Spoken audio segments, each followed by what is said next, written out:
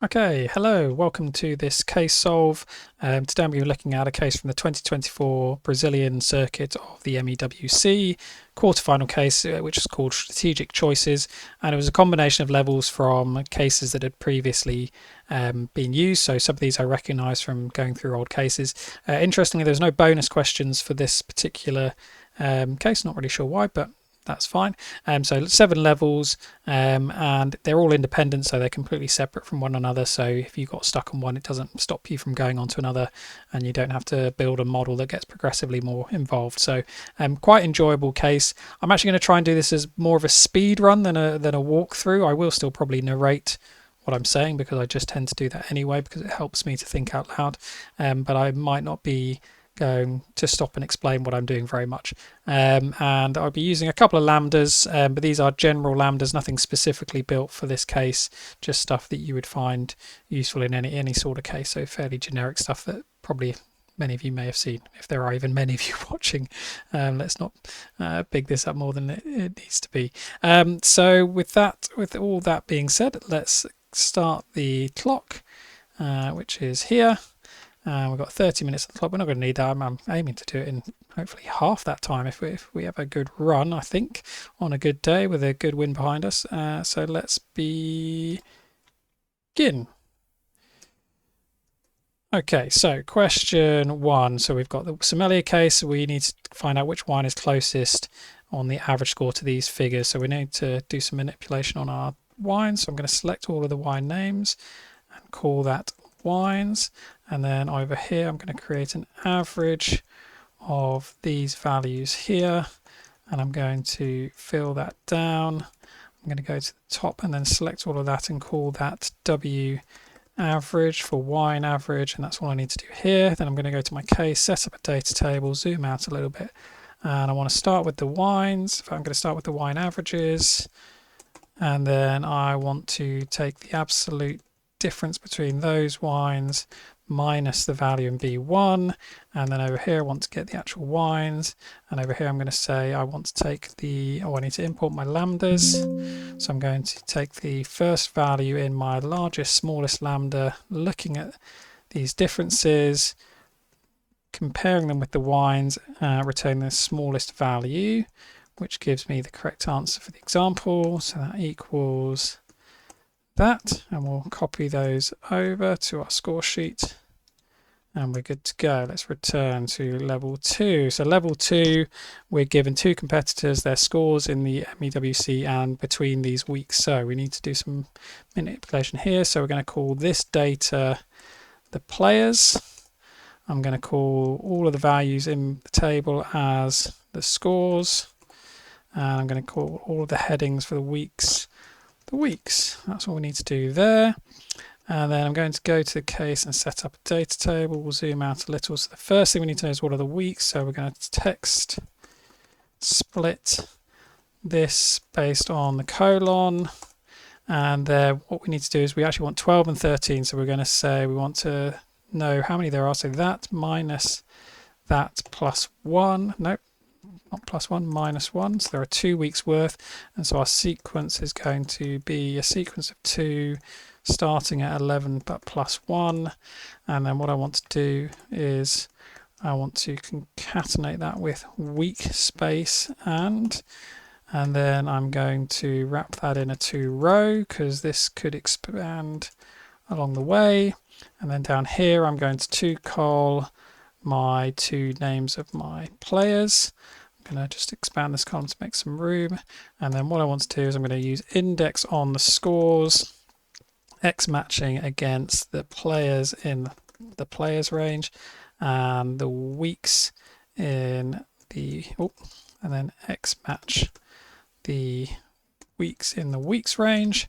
That gives me my scores, and then I need to do something. So I'm going to, normally I would just text split one of these scores based on the colon, times it by 1 to get my actual numbers, wrap that in a sum, and then I'm going to wrap that in a map, and I'm going to map over this range here with a lambda based on each value, and I'm going to replace E8 with X, close that off, we get all our values, and then I'm going to use by row on that using sum, and then I want to take the absolute value of that minus that, which gives me 504 equals that, and that gives me all of my scores. We go to level 2, and that's done.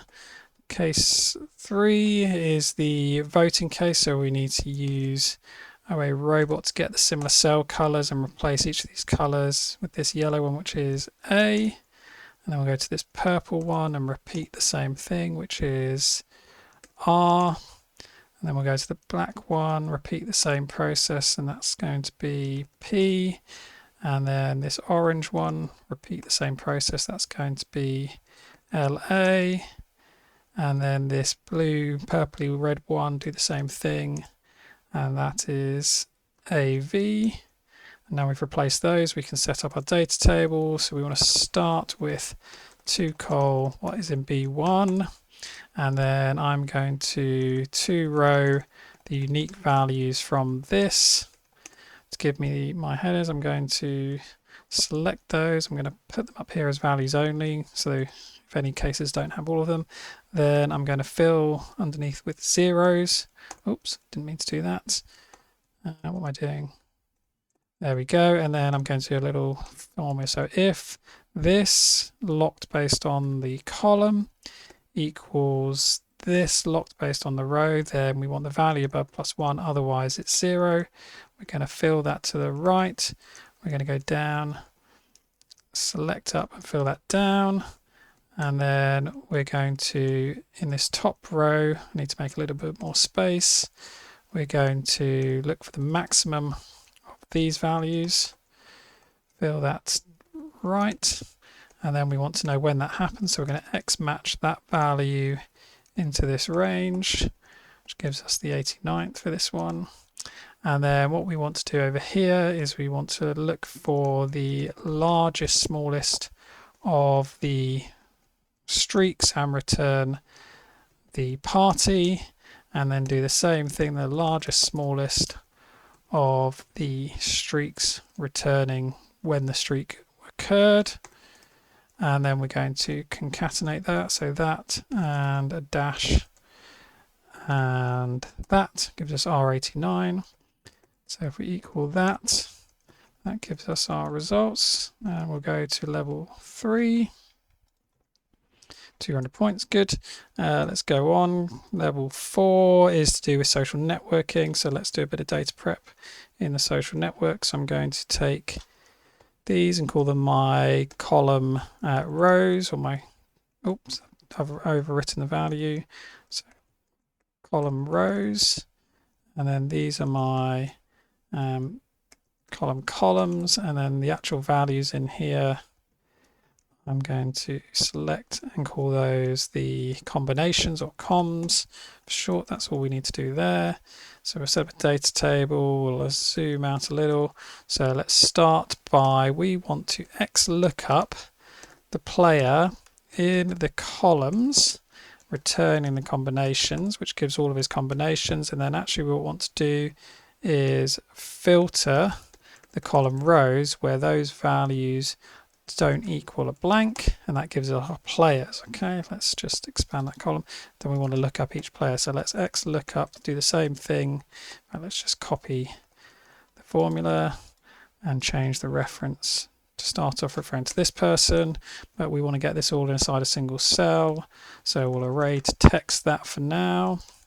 And then what we can do is we're going to by row that on the array here with a lambda, and take R as our row, replace our original reference with R, close that off, and we get all of our references. Let's wrap this inside an array to text, so it's all in a single cell.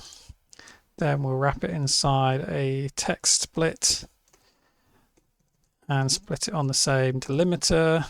Then we want to wrap inside a unique, so we get rid of any duplicates. Then we don't just want all those, we have to exclude anyone who was in the first 2 levels. So I'm going to VStack the first level connections and the original player, and then I'm going to use my include exclude lambda. So include, this is my original list. I want to exclude anyone from this, so I use the optional value. That gives me all the players left over, and I'm going to count how many there are, because that's what the question asks for, which is 13. And those are our answers, hopefully, for level 4, which is all good. Level 5. Level 5 is the Lana banana, so let's do some data prep. Let's go to our map.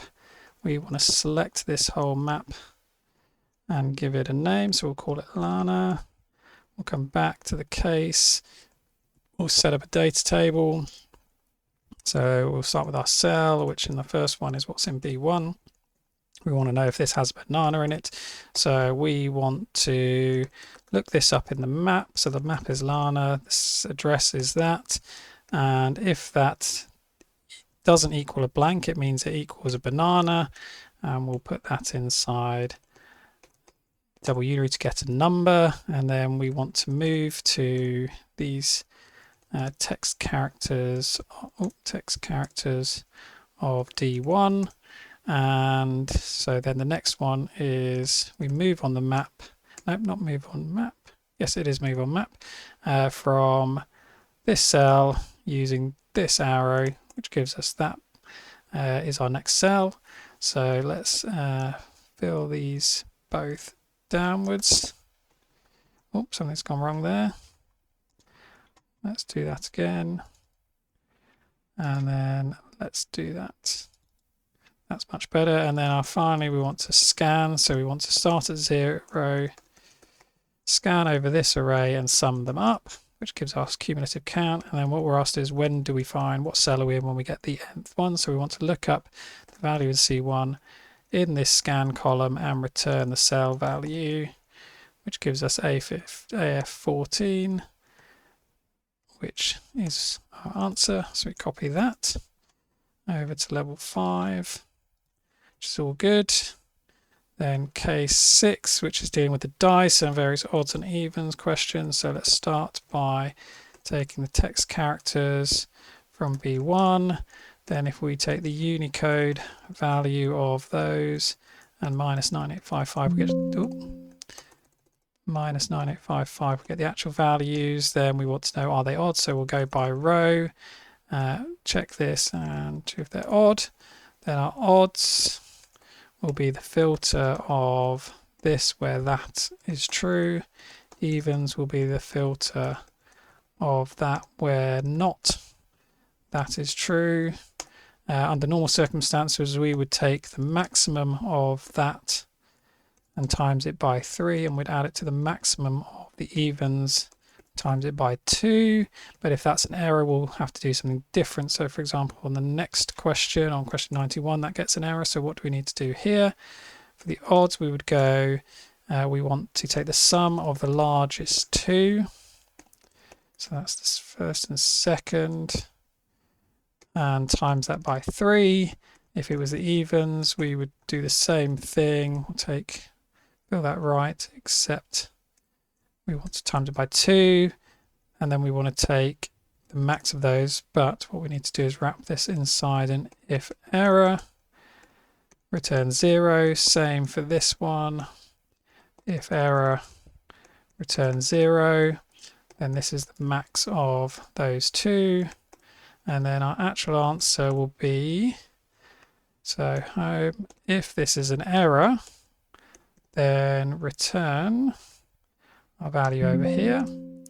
And that's going to be our answers, this one in bold. So we go back to the example, just check. Looks good. So we'll take that as our answer. We'll copy those over and we'll go to level 6. 200 points, good. On to level 7, final level, which is a kind of cipher. So we need to take our text characters of, equals the text, not text between, text characters of B1. We want to then take the code of those. We'll get a minus 64, so we get the actual letter. There we need a sequence of how many there are. So we're going to count how many there were here. So there were 3 in our let's say we're taking the sequences, starts at that number and returns, counts for that many numbers. We then take the original numbers minus that. We're then going to mod that -1, 226, and then add 1 to get the real letter. We're then going to take the character of, no, we're going to take that plus 64 to return to the characters. We'll take the characters, we'll concat them. That gives us our answers, and we'll refer to that there. We'll copy those over, and Secretary Brazil, all points going to stop solving early. 14 minutes and 7 seconds. Okay, that was quite good. Let's end the game for everyone there. So, yeah, good, fun case. Like I said, definitely didn't do that first time through. I think, like I said, I did get through all the levels, but I didn't get them all right. The one that I actually found the hardest, weirdly, was this one here, level 2. The fact that you're going, so when you're doing 11 to 14, you're not including those, you actually only want 12 to 13, and then converting these text strings into numbers took me a while the first time through. Oh, the other one I really struggled on the first time was this one. It was this final step of working out who to exclude that I didn't get right. I found a solution where I think I just minused how many there were here from this number. So if there were 16 here and I minus, because on the first example there's 16, and that is 16 minus the 3 does give you the correct answer. So I thought I was right, but then when I followed that through, it wasn't correct all the way through. So yeah, but nice fun case. Not much to say other than, yeah, that was fine. The map bit was quite straightforward. Same with the dice, just a little bit the error checking logic here, which could have been difficult. And yeah, there we go. I think that's enough for me.